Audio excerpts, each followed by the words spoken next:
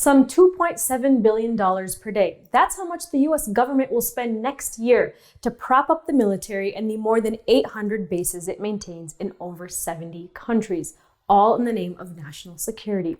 And despite that staggering figure, a majority of Americans feel that the wars in Iraq and Afghanistan were not even worth fighting, and they certainly have not made America any safer. That money is more than enough to pay for 4 years of college for every college student in this country, to fund food stamps and other social safety nets that help our most vulnerable, and to fund programs that would cut fossil fuel emissions by 40% by 2035. Now, despite this, there has been an utter failure by both the media and grassroots activists to address the growing waste and greed of the military-industrial complex. An estimated 4 million people just took part in worldwide climate strikes that put the issue of climate breakdown at the forefront of the media conversation. Missing, however, is an analysis of the role militarism and empire has played in driving this chaos. The US military is the world's largest polluter and emits more carbon dioxide than 100 countries combined. You see, America does not have a budget problem. It has a priorities problem. Until we demand that our leaders prioritize our needs over those of corporations and those who profit off of war, our politicians will continue to pilfer taxpayer dollars by the trillions to fund forever wars that support building the largest empire history has ever seen. Today, Donald Trump is the ugly face of the American empire and recently declared the country to be locked and loaded and ready to confront the Islamic Republic of Iran. And with conflicts in Iraq, Afghanistan, and Syria, to mention only a few that are ongoing, it feels like the cycle of war may never end. The anti-war movement in the United States, so strong under George W. Bush's presidency, was effectively disarmed by his successor. Barack Obama put a friendly face on US imperialism, and with the help of Hillary Clinton as his Secretary of State, his administration even managed to convince many so-called liberals and progressives to support devastating regime change operations in Libya, Syria, and Ukraine on humanitarian grounds. These interventions unleashed Al-Qaeda and ISIS onto the Middle East and neo-Nazi rule on Russia's borders, reviving Cold War tensions. Obama expanded America's wars, dropping over 25,000 bombs, targeting 7 different countries: Afghanistan, Iraq, Syria, Libya, Yemen, Somalia, and Pakistan. He expanded drone wars, earning the nickname Drone King, and expanded US bases across Africa under the guise of fighting the war on terror. While the Democratic Party and establishment left mourned Obama's exit from the White House, warning of a new era of fascism under Donald Trump, hundreds of thousands of outraged Americans took to the streets in protests against the new Republican president's racism, misogyny, and xenophobia. Now, this outrage gave birth to the Women's March. But as these protests swelled, one couldn't help but wonder why there wasn't any mobilization remotely on this scale in the previous 8 years during Obama's presidency. Now, this question crossed the mind of Cindy Sheehan, a longtime anti-war activist nicknamed Peace Mom, who contacted the organizers of the Women's March, since one of the movement's stated goals was to end violence against women, and asked them to make peace a central focus of the march. But the response of a key organizer of the march showed just how little war and peace was a priority to establishment liberals. I appreciate that war is your issue, Cindy, but the Women's March will never address the war issue as long as women aren't free. Now, Sheehan rejected the notion that women could be free without addressing war and empire. She countered the dismissive comment of the march organizer by stating that divorcing peace activism from women's issues ignored the voices of the millions of women of the world who are being bombed and oppressed by US military occupation. It was clear that the anti-war movement needed to be reborn again, and who better than Sheehan herself could fit the bill. Cindy grew up in California, where her father worked for the Lockheed Martin Corporation. A turning point in her life came in April 2004 after her son Casey was killed while on active service with the US military in Iraq. She gained national attention after she staged an extended protest outside George W. Bush's ranch in Crawford, Texas, demanding to meet him. Since then, she has tirelessly campaigned against war and violence abroad, being described as the Rosa Parks of the peace movement. Now, throughout her activism, she has taken a nonpartisan stance to speaking truth to power, calling out George W. Bush as the biggest terrorist in the world, but also traveling to Norway to protest Barack Obama's Nobel Peace Prize. In 2012, she was the vice presidential nominee of the Peace and Freedom Party. Today, Cindy is chief organizer of the upcoming Rage Against the War Machine protests in Washington, D.C., scheduled to take place in a few weeks on October 11th. I spoke with her earlier and began by asking her why she decided to plan and organize a nonpartisan movement against war and why now. Check it out. You know, we organized Women's March on the Pentagon last year. We think that for a first effort, it was very successful. And so we are sponsoring another march in Washington, D.C. just about a year later. We're calling it Rage Against the War Machine. Our motto is that old saying, if you're not outraged, you're not paying attention. Last year, we did it at the Pentagon. This year, we're starting at the White House, and we're ending up at the Washington Post, and we're going to different places in Washington, D.C. that are associated with, imperialism or the war machine. And, of course, we're doing it because we oppose U.S. overseas wars and occupations, not just the ones that are for regime change, but for all of them. And we don't believe anything is a humanitarian intervention. So people can go to marchonpentagon.com for more information about that. And it's October 11th through the 13th. Now, Cindy, you stated that you feel that the threat of nuclear annihilation is much closer than it has been for a long time. Can you explain that?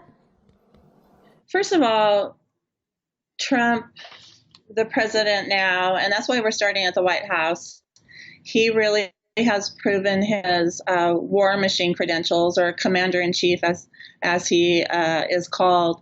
But even though he backed off on pressures with places like North Korea and maybe even Russia, but it's really ironic that Democrats and liberals are pushing him to be more tough on Russia and on North Korea. He got out of the Iran agreement, which we didn't think was a great agreement anyway, but it seems like now they're sending troops to Saudi Arabia to confront the Iranian threat, which would be pretty disastrous in our point of view.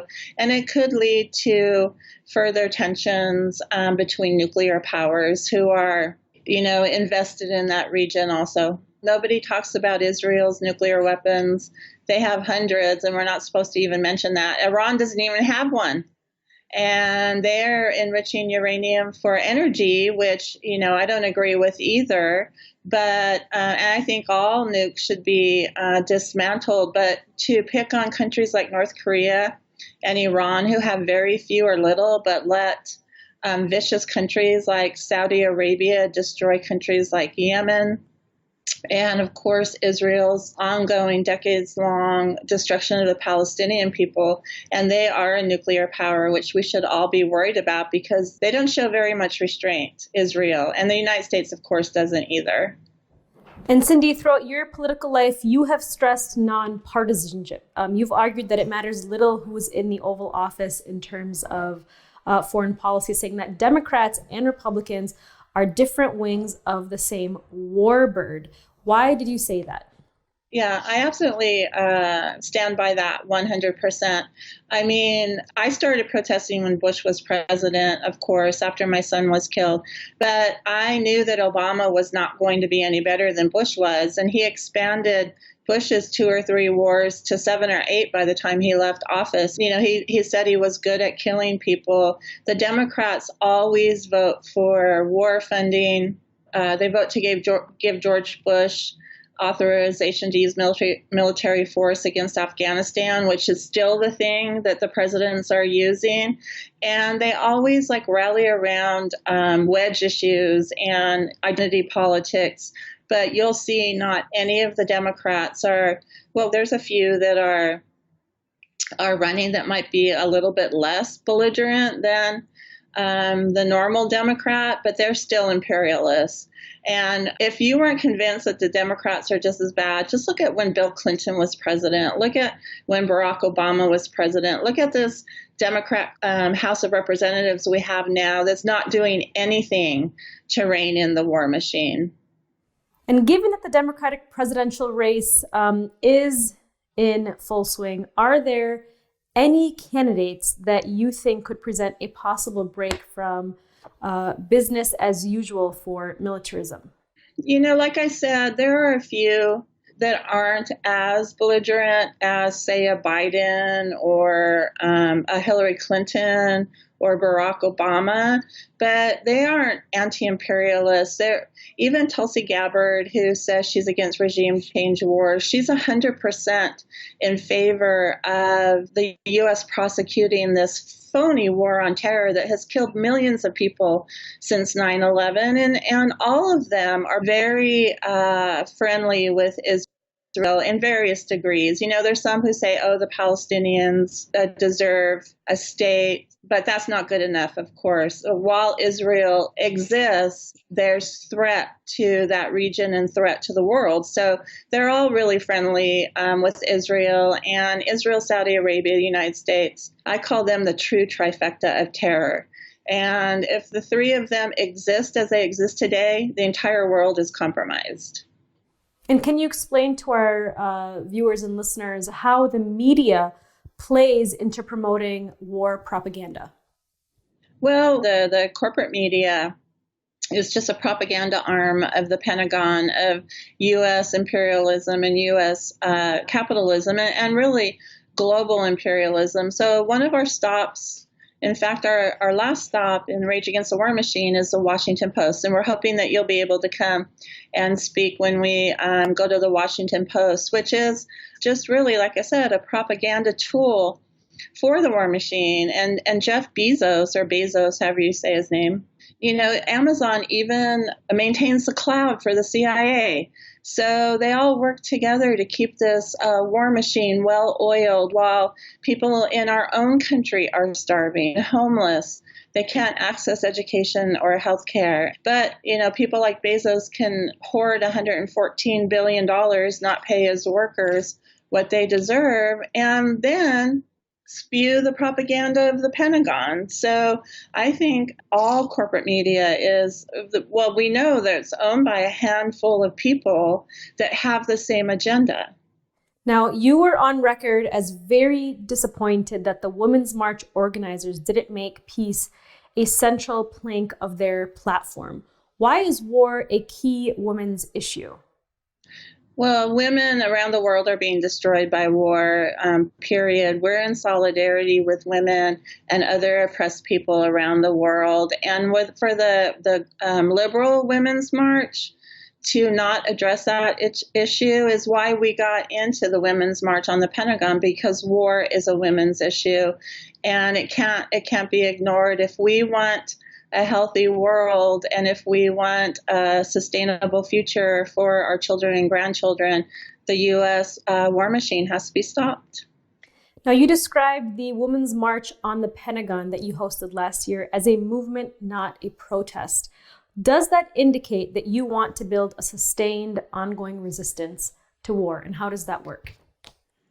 Well, we need an anti-imperialist movement in this country, because when Obama was president, the anti-war movement and many movements practically died. And it's really hard to revive movements every time there's a Republican president. So we need an anti-imperialist movement in place, no matter who's president, to address these very important issues, and to not care about partisanship, but care about people and what the war machine does to people.